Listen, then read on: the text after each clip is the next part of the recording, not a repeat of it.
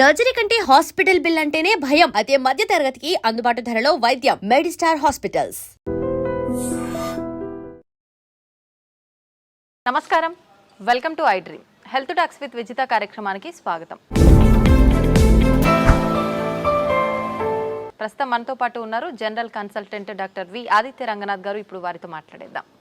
నమస్తే అండి. నమస్తే అండి. ఎలా ఉన్నారు? బాగున్నాను మ్యామ్, థ్యాంక్ యూ. అయితే షుగర్ చాలా పెద్ద సమస్యగా మారిపోతుంది. చిన్నపిల్లల నుంచి పెద్దవాళ్ళ వరకు చాలా మందిలో చూస్తున్నాం. ఆహార రీత్యా కొంతమందికి వస్తే, జెనెటిక్స్ పరంగా కొంతమందికి. ఏదేమైతేనేంటి అందరిలో ఈ సమస్య అయితే ఎక్కువగా, ఇంట్లో నలుగురు ఉంటే ఇద్దరికి ఈ సమస్య చూస్తూనే ఉన్నాం. ఒకవేళ షుగర్ని రివర్స్ చేయాలి అంటే గనక అవకాశం ఉందంటారా? ఉంటే గనక ఆ టిప్స్ ఏంటో తెలియజేయండి. సో ఇప్పుడు డయాబెటీస్ వచ్చింది, లేకపోతే బీపీ వచ్చింది, థైరాయిడ్ వచ్చింది, లేకపోతే వాట్ ఎవర్, ఇదివరకు మనం విన్నది ఏంటి అని అంటే ఒక్కసారి వస్తే లైఫ్ లాంగ్ అది తగ్గడానికి ఆస్కారం లేదు. సో మనం ఏం చేయొచ్చు, కంట్రోల్లో పెట్టుకోవాలి. సో డ్రగ్స్, అదే మన మెడిసిన్ తీసుకుంటాము రెగ్యులర్గా, ఆపకుండా తీసుకుంటే కంట్రోల్లో ఉంటుంది కాబట్టి భయపడాల్సిన అవసరం లేదని చెప్పారు. అయిపోయింది, అది అక్కడతో అయిపోయింది. బట్ ఇప్పుడు రీసెంట్ అంటే చాలా ఇయర్స్ నుంచి మనకి తెలిసిందే ఏంటి అని అంటే వీటన్నిటిని కూడా మనం రివర్స్ బ్యాక్ చేసుకోవచ్చు. కాకపోతే ఆ పద్ధతి తెలియక, చాలా మంది అవేర్నెస్ లేక ఇంకా అదే భయంతో ఇప్పటికీ ఉన్నారు. అంటే ఒక్కసారి వస్తే తగ్గదు, మనం ఖచ్చితంగా టాబ్లెట్స్ మీద బ్రతకాలి లైఫ్ లాంగ్. సగం ఆ థాటే ఇంకా అనారోగ్యం తీసుకొస్తుంది అనమాట. సో అసలైన నిజం ఏంటి అని అంటే డయాబెటీస్ని కూడా మనం రివర్స్ చేసుకోవచ్చు ఖచ్చితంగా. అంటే నేను చెప్తుంది రివర్స్ అంటే పూర్తిగా డయాబెటీస్ అసలు లేకుండానే మనం ఫర్దర్గా మనం జీవించవచ్చు, మన లైఫ్ లీడ్ చేయొచ్చు. అవకాశం ఖచ్చితంగా ఉంది. అంటే ఆరోగ్య సూత్రాలు పాటించడం వల్ల ఏంటండి మరి అవి? సో మెయిన్గా ఇప్పుడు డయాబెటీస్ రావడానికి కారణం ఒకటి ఇన్సులిన్ రెసిస్టెన్స్. సరే, ఇన్సులిన్ రెసిస్టెన్స్ అంటే ఏం లేదండి, ఇప్పుడు మనం ఎక్కువసార్లు తీసుకుంటాం, డే మొత్తంలో ఎక్కువసార్లు తినడం, లేదా ఏదైనా మధ్యలో గ్యాప్స్లో మళ్ళీ ఇప్పుడు లంచ్, డిన్నర్, పొద్దున్న బ్రేక్ఫాస్ట్కి మధ్యలో మళ్ళీ ఏదైనా టీ, ఏదో కాఫీ అలవాటు ఉంటుంది, లేదంటే ఇంకేదైనా స్నాక్స్ తింటాం. ఇలాంటి అలవాటు ఎక్కువ అయిపోయి ఏంటి అని అంటే మనం ఏది తిన్నా ఏది తాగినా, అంటే వాటర్ తప్పిస్తే మిగిలిన ఏం తీసుకున్నా మన బాడీలో ఇన్సులిన్ ప్రొడక్షన్ జరుగుతుంది. సో టైప్ 2 డయాబెటీస్ అంటాం ఏంటి, ఇన్సులిన్ ప్రొడక్షన్ ఉంటుంది మన బాడీలో, జనరేట్ అవుతుంది, కానీ ఆ కణాలు సరిగ్గా ఇన్సులిన్ని యూజ్ చేసుకోలేకపోతున్నాయి. దాన్ని టైప్ 2 డయాబెటీస్ కింద పరిగణిస్తున్నారు. ఒకవేళ ఇన్సులిన్ ప్రొడక్షనే లేదు బాడీలో, మన ప్యాంక్రియాస్ సరిగ్గా పనిచేయట్లేదు, అందులో ఐలెట్స్ ఆఫ్ లాంగర్హాన్స్ అని ఒక కణాలు ఉంటాయి, దాని నుంచే మనకి ఇన్సులిన్ వస్తుంది. సో ఇన్సులిన్ సరిగ్గా ప్రొడక్షన్ లేదు అని అంటే అది టైప్ 1 కింద మనం పరిగణిస్తున్నాం. చిన్నపిల్లల్లో కూడా టైప్ 1 అది చూడొచ్చు. సో ఇప్పుడు ఇన్సులిన్ ప్రొడక్షన్ జరిగి మనం తిన్న ప్రతిసారి మన గ్లూకోజ్ లెవెల్స్ ఏదైతే ఉందో అది మేనేజ్ చేయడానికి ఇన్సులిన్ ప్రొడక్షన్ జరిగి, అంటే స్పైక్ అయ్యి అది కంట్రోల్ తీసుకొచ్చి మళ్ళీ అది ఇన్సులిన్ తగ్గి, ఆ స్పైక్ తగ్గి మళ్ళీ మనం తింటున్నాం, మళ్ళీ పెరుగుతుంది కదా. ఇలా అస్తమానం పెరిగి తగ్గడం వల్ల మన బాడీ అలవాటు పడిపోతుంది ఆ ఇన్సులిన్, సెట్ అయిన ఇన్సులిన్ లెవెల్కి. సో ఇన్సులిన్ రెసిస్టెన్స్ వచ్చేస్తే ఏమవుద్ది, ఇదే గ్లూకోజ్ని, అంటే రోజువారీ తినే సేమ్ అదే మోతాదు ఒక గ్లూకోజ్ని మనకి ఇప్పుడు మెటబలైజ్ చేయాలి అని అంటే ఇన్సులిన్ ఈ మోతాదుకి మించి ఇంకా ఎక్స్ట్రా ప్రొడక్షన్ జరగాల్సి వస్తుంటుంది అనమాట. అంటే ఈ లెవెల్కి అది కంట్రోల్కి రావట్లేదు, దాన్నే ఇన్సులిన్ రెసిస్టెన్స్ అంటున్నాం. సో మనం చేయాల్సిన పని ఏంటి అంటే ఇన్సులిన్ రెసిస్టెంట్ తగ్గించి ఇన్సులిన్ సెన్సిటివిటీని మనం పెంచుకోవాలి ఒకటి. తర్వాత ఆహారంలో చిన్న మార్పులే, అంటే ఇప్పుడు డయాబెటీస్ మనం ఇది చేయాలి అని అంటే సరే ఏముంది రైస్ మానేయండి అని చెప్తారు, అంతే కదా, మాకు చాలా ఇబ్బంది, మేము చేయలేము అని అంటారు. అలా ఏం కాదు, కొన్ని పద్ధతులు ఉన్నాయి, నేను చెప్తాను ఇప్పుడు ఖచ్చితంగా. అది పాటిస్తే ఏకంగా డయాబెటీస్ చక్కగా కంట్రోలే కాకుండా రాబోయే రోజులు, అంటే మీకు ఫస్ట్ 3 months 4 months కంట్రోల్ తెచ్చుకుంటారు. ఆ పైనుంచి మనకి టార్గెట్ ఏంటి అని అంటే మనం వాడుతున్న మెడిసిన్ నెమ్మదిగా డోస్ తగ్గించుకోగలగాలి. అంటే తగ్గించగలగాలి అంటే ఆటోమేటిక్గా మనకి లెవెల్స్ తగ్గితే యాజ్ ఏ మీ డాక్టర్ కానీ మేము కానీ తగ్గించగలుగుతాం కదా. తగ్గించిన తర్వాత దీన్ని పూర్తిగా రివర్స్ బ్యాక్ చేసుకొని నార్మల్ లైఫ్, అంటే ఆ ఫుడ్ని తీసుకుంటూ చక్కగా మనం ఎలాంటి ట్రీట్మెంట్, అంటే ఈ డ్రగ్స్ తీసుకోకుండా ఉండడం. మళ్ళీ అది తగ్గిపోయిన తర్వాత మళ్ళీ పంచదార తినేస్తాం, మైదా పిండి తినేస్తాం, గోధుమ పిండి తినేస్తాం, లేకపోతే ప్రాసెస్డ్ ఫుడ్ తినేస్తాం. అంటే అసలు అదే మెయిన్ ప్రాబ్లం. అంటే high saturated fats, high carbohydrates ఉండడం వల్లనే మనకు వస్తుంది. ఇది వరకు వాళ్ళకి, అంటే మన పెద్దలకి అప్పట్లో ఎందుకు రాలేదంటే వాళ్ళు ఇవేం తీసుకోలేదు కాబట్టి వాళ్ళకి రాలేదు. సో మనం అది ఫుడ్డే ఇది ఫుడ్డే కదా, ఏదో నార్మల్ లైఫ్, అంటే తగ్గిన తర్వాత మళ్ళీ తినేవచ్చు అన్న వాళ్ళకి ఇది ఆన్సర్ చెప్తున్నా. సో అది కాదు, నార్మల్గా మీరు రైస్ తీసుకోవచ్చు, రైస్ పూర్తిగా మానే అవసరం లేదు, కాకపోతే రైస్తో పాటు కొన్ని తీసుకోవాల్సి ఉన్నాయి. సో చూడండి, సింపుల్ టెక్నిక్, హై కార్బోహైడ్రేట్స్ తీసుకోకూడదు, హై కాంప్లెక్స్ కార్బోహైడ్రేట్స్ తీసుకోకూడదు, తర్వాత హై సాచురేటెడ్ ఫ్యాట్స్ తీసుకోకూడదు. సో ఇవి తప్పిస్తే మరి మిగిలిన ఆప్షన్ ఏంటి? కొంతమంది ఇక్కడ ఏం చేస్తారంటే కార్బోహైడ్రేట్స్ తీసుకోకూడదు అన్నారు కాబట్టి పూర్తిగా కార్బోహైడ్రేట్స్ని తగ్గించేస్తున్నారు. అంటే నో కార్బోహైడ్రేట్ ఫుడ్ అంటారు, అలా వెళ్ళిపోతున్నారు, కీటో డైట్స్ అని. అలా వద్దు.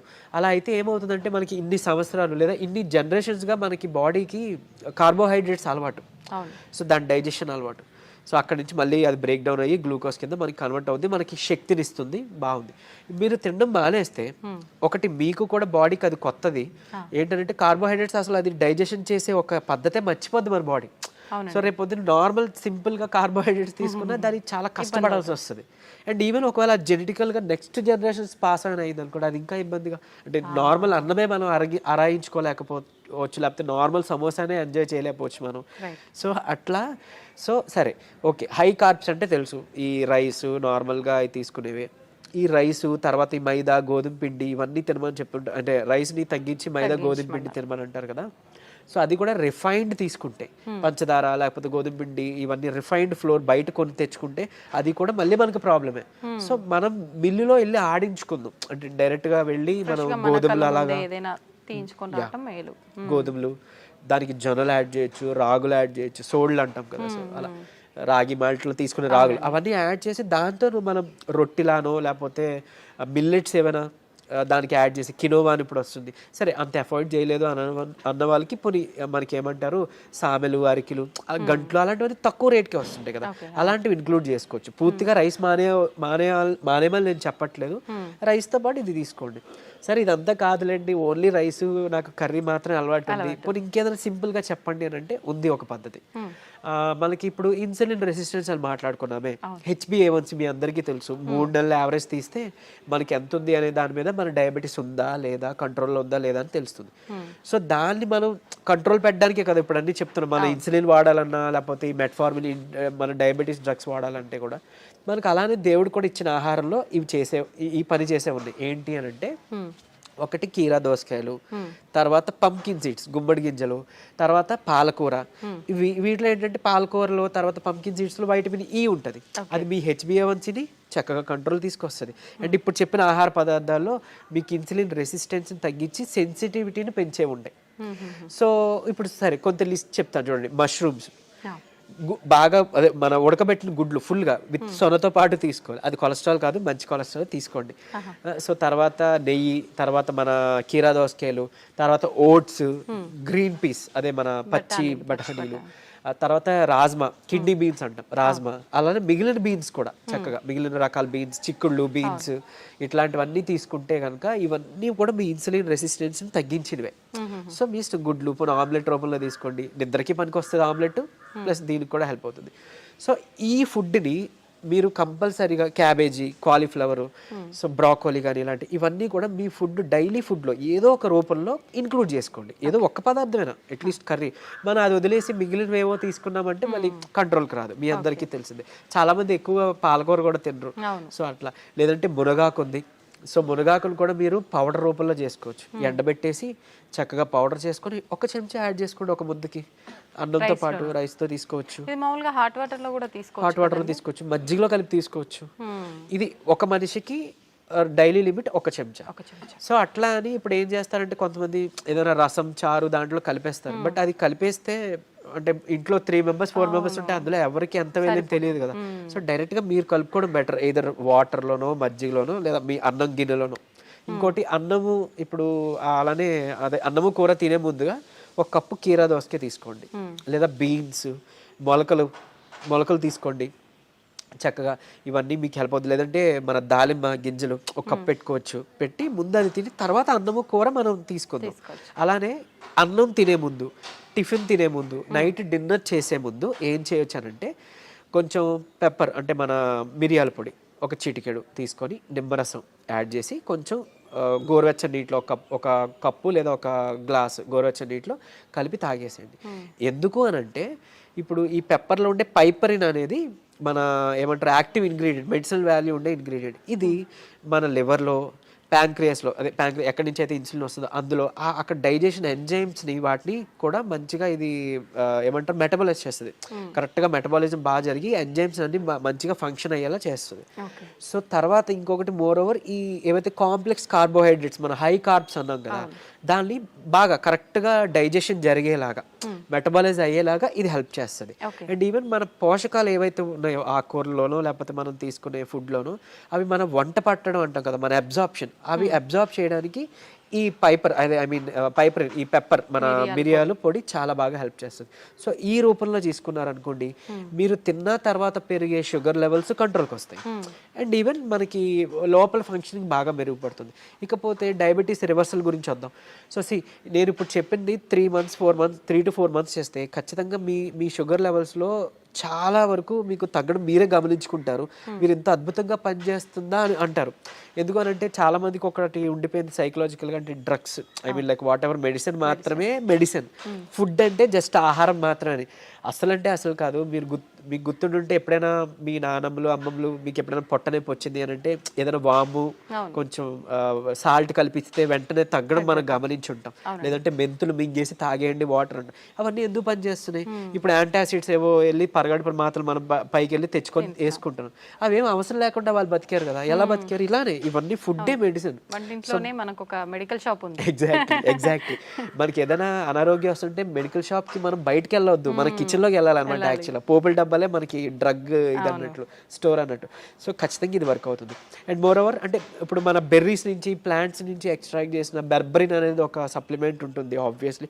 సరే అది అందరూ వాడాల్సిన అవసరం లేదు కానీ ఒక బూస్టప్ కింద పనికి వస్తుంది. అంటే ఎలా అయితే మనకి డయాబెటీస్ని మనకి తగ్గించడానికి మెట్ఫార్మిన్ అనే ఒక మెడిసిన్ తీసుకుంటున్నామో సేమ్ ఇది కూడా అదే పని చేస్తుంది. కానీ బట్ మెట్ఫార్మిన్తో వచ్చే వైటమిన్ B12 డెఫిషియన్సీ ఇందులో లేదు, ఈ బెర్బరిన్లో లేదు. సరే ఓకే, అవైలబుల్ ఉన్న వాళ్ళు వాడుకుంటారు, అందరూ ఇది వాడాలని రూల్ లేదు. కానీ బట్ ఈ సింపుల్ టిప్స్ పాటించండి, ఇది ఒకటి. తర్వాత ఖచ్చితంగా ఒక 5 minutes వాకింగ్ ఉంటే చాలు. 5 minutes వాకింగ్ అంటే తిన్న తర్వాత ఒక 10 నిమిషాలు అలా 5 minutes వాకింగ్ చేస్తే చాలు. మీ ఆఫీస్ ఏరియా, మీ బెడ్రూమ్, మీ హాల్ ఎక్కడైనా ఆయాసం రావాలి, చెమటలు పట్టాలి, ఇట్లానే వాకింగ్ చేస్తేనే మనకి వర్కౌట్ అయినట్టు అని అస్సలు కాదు. బాడీ మూమెంట్ ఉండాలి. సో అది చేసుకుంటే చాలు, డయాబెటీస్ మనకి తగ్గుతుంది.